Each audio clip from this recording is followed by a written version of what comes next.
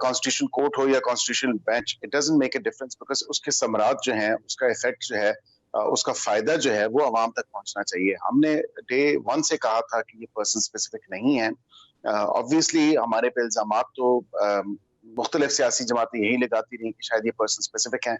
Yes, of course हमने consider कर रहे हैं कॉन्स्टिट्यूशन बेंच को भी, क्योंकि कॉन्स्टिट्यूशन कोर्ट हो या कॉन्स्टिट्यूशन बेंच हो, असल मकसद तो ये है कि लोगों के जो इतने कई सालों से जो कॉमन मैन की केसेस पड़े हैं, जो जेर इल्तवा हैं और वो पेन बैक बर्नर पे हैं, एनीथिंग, उसको कम से कम जो है वो टेकअप किया जाए और उनकी सुनवाई हो जाए, और उनकी अपील्स हैं, उनकी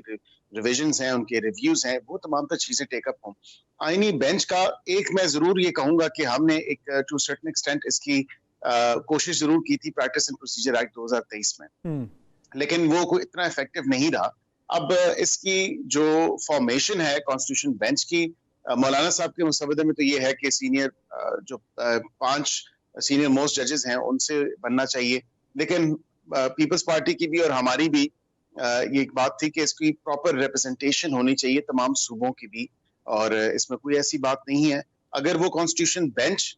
if it boils down to bench, अगर वो अपना काम सिर्फ उसने आईनी केसेस को की सुनवाई करनी है, और जो पेंडिंग आईनी केसेस 200-250 पड़े हैं वो कम से कम जो है टेकअप करके उनको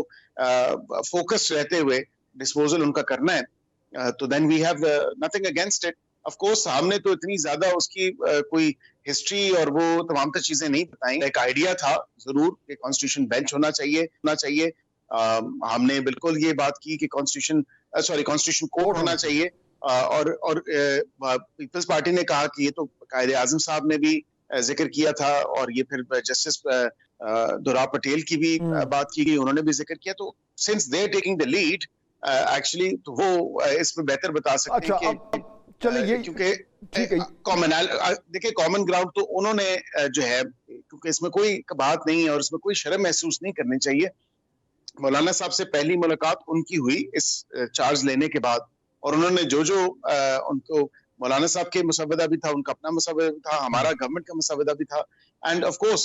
हमारा मेन मकसद तो ये है कि इन केसेस का डिस्पोजल होना चाहिए। अच्छा, अब इसमें एक कॉन्स्टिट्यूशन फोकस जो है वो, इसमें अगर बेंच की बात अब हो रही है, अगर आपकी तरफ से और पाकिस्तान पीपल्स पार्टी की तरफ से इतनी लचक दिखाई जा रही है कि आप उस कॉन्स्टिट्यूशनल बेंच को कंसिडर करने को तैयार हैं, और जिस तरह आपने कहा कि मौलाना साहब के मुसवदे में ये कि जो भी जो सीनियर तरीन जज हैं 5 उसमें उसका हिस्सा बन जाएं, लेकिन उससे वो मसला हल नहीं होता जिसका पीपल्स पार्टी जिक्र कर रही है कि इक्वल रिप्रेजेंटेशन होनी चाहिए। अच्छा, अगर हम वो वाला नुक्ता लें तो फिर उससे फिर 2 ऑप्शन सामने आते हैं ना। या तो ये कि आप देखें कि जो मौजूदा सुप्रीम कोर्ट की स्ट्रेंथ है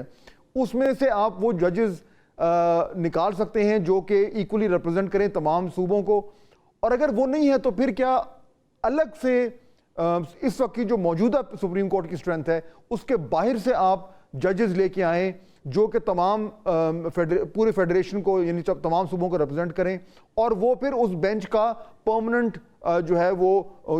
हिस्सा बने in addition to the present strength of the supreme court. देखिए, बिल्कुल फाद साहब, आपको याद होगा कि एक प्राइवेट मेंबर डे पे एक लेजिस्लेशन पे मूव हुई थी, वो कमेटी को रेफर की गई है, जिसमें जजेस की तादाद का बढ़ाने का भी कहा गया था, और काफी क्योंकि कॉमन ग्राउंड जो कंसेंसस है वो इस बात पे पाया जाता है कि जजेस की तादाद बढ़ा लें। पीटीआई वाले भी यही कहते हैं, जजेस की तादाद बढ़ा रहे हैं, अगर आपको इतना ज्यादा आप इसको करना चाहते हैं, हमने कहा बिल्कुल इसको कंसिडर किया जा सकता है। लेकिन उसके साथ दूसरी बात यह है कि जजेस की तादाद बढ़ाने का तो एक साइड पे नए जजेस, एडहॉक जजेस भी डेफिनेटली आ सकते हैं। ये तमाम तर काम जेसीपी ने करना है, जुडिशल कमीशन ऑफ पाकिस्तान। उस जजेस की जो नए जजेस की अपॉइंटमेंट है उसमें तो पार्लियामेंटेरियंस का और पार्लियामेंट्री कमेटी का एक मीनिंगफुल और पर्पसफुल रोल होना चाहिए, और हम उसी पे ही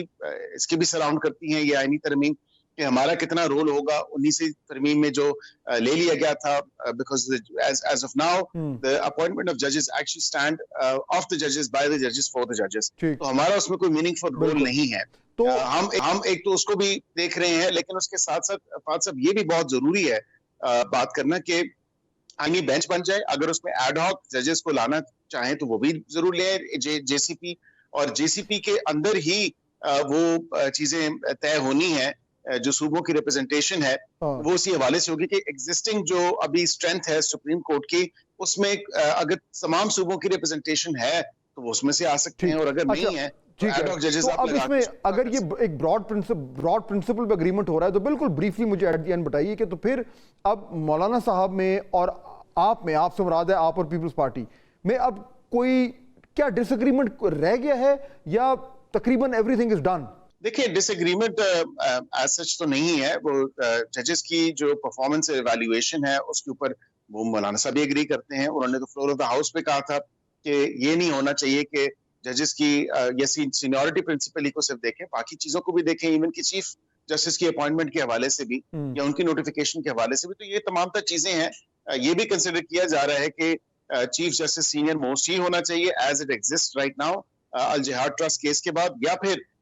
उसको वो पूल ऑफ जजेस में से देखा जाए जो सीनियर मोस्ट है, 3 का हो 5 का हो, आइदर वे व्हाटएवर, जिधर एग्रीमेंट ज्यादा परसिस्ट करेगा, जिधर कंसेंसस डेवलप हो जाएगा, उस चीज को आगे लेके बढ़ाया जाएगा। और इसके साथ जो उनकी परफॉर्मेंस और इवैल्यूएशन है वो भी बहुत जरूरी है। उसको भी देखना है कि जो जजेस कंफर्म हो जाते हैं फिर उनकी जो जजमेंट्स हैं वो आपने भी देखी, हमने भी देखी कि किस तरह उनकी जो लीगल एक्यूमेंट विजडम जो है वो वहां से रिफ्लेक्ट करता है। ठीक हो गया।